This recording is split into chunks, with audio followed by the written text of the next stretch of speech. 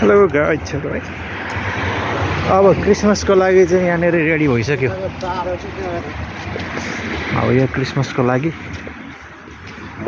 सजी सजाउहरू सुरु भइसकेको रहेछ यहाँनेर यार। क्रिसमस ट्री यो चाहिँ रोमानियाको पितेस्टी भन्ने ठाउँ है, मेन सेन्ट्रल पोइन्ट हो।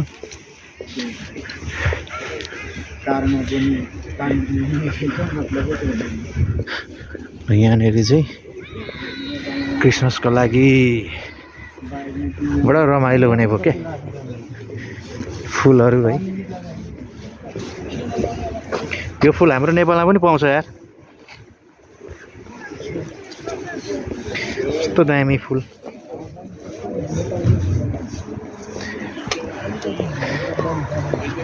ल यहाँनिर चाहिँ पानीको फोराहरू गर्थ्यो, अहिले चाहिँ अब यो लाइटहरू लगाइदिएको छ। त्यसपछि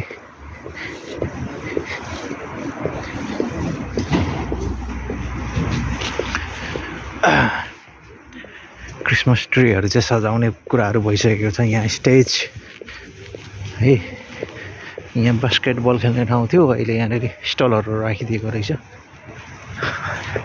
यसको म्यानेजमेन्ट अहिले भर गरिरहेको छ। यहाँ रमाइलो हुने मेन हुने ठाउँ भनेको यही हो। यहाँ स्टेज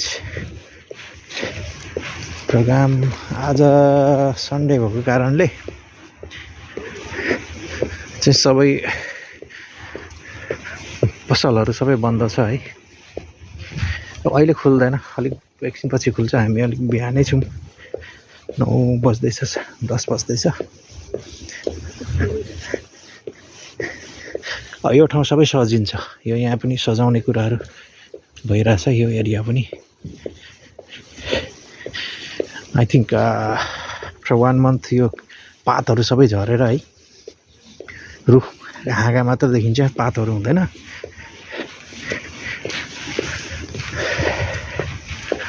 अनि यहाँ चाहिँ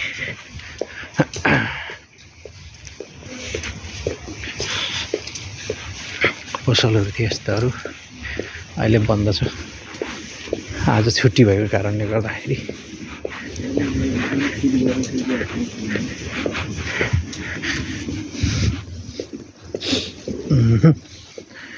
रमाइलो हुने रहेछ यार। क्रिसमसमा चाहिँ झर्नै पर्छ होला घुम्न यता।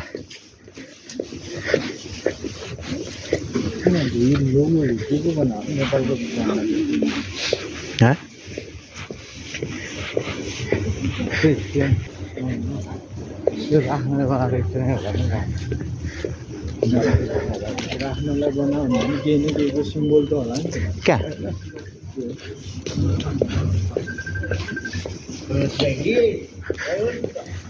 ठ्याक्कै त्यो हेर्दाखेरि नेपालको झन्डा जस्तो हुने त्यो तर 3टा कोण राख्दैछ क्या, 2टा मात्र राखिदिएको भएदेखि ठ्याक्कै नेपालको झन्डा जस्तो देखिन्थ्यो।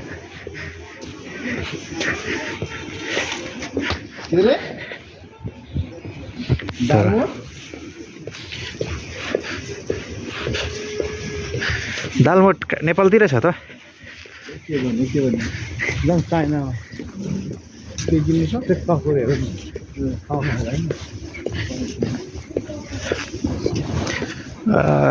गाई चाहिँ यहाँ एउटा है ठ्याक्कै नेपालको झन्डा जस्तो क्या। यो 2टा मात्र भएदेखि 3टा कोण राखिदिएको रहेछ क्या। यो प्रत्येकमा आउँछ लाइट ठ्याक्कै लाएर है। यहाँ चाइनिज सुपर मार्केटभित्र एकछिन छिरेको हामी, कन्फ्युज भयो क्या। त्यो चोकमा पुगेर कुन ठाउँमा आइछु म भन्छु, त्यो निसा भन्छ, निसा लाग्छ क्या कोही बेला त्यो मान्छेलाई। 2 मिनटसम्म सोच्यो, त्यसपछि भएन। अलिकति उता पुगेको थियो, बल्ल बाटो याद राख्यो।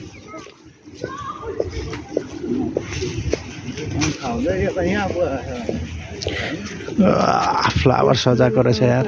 मन्दिर पनि देख्छु, त्यो मन्दिर कहिले देखेको थिएन जस्तो लाग्छ। फेरि त्यही मन्दिरमा फेरि दर्शन पछि गरिन्छ।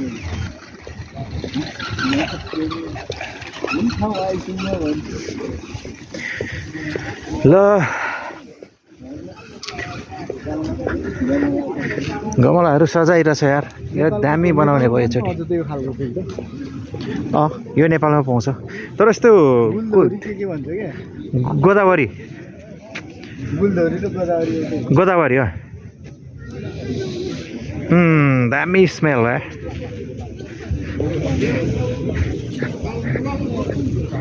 ल यो एरिया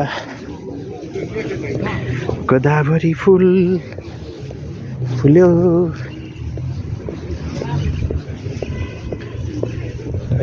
अब यहाँनिर विशाल प्रोग्राम हुनेवाला छ यहाँनिर डिसेम्बरमा भनौँ यो वानमा अब यो सुरु भइसक्यो भनौँ न बेलुका बेलुका पुरै अब यहाँ रमाइलो हुन्छ है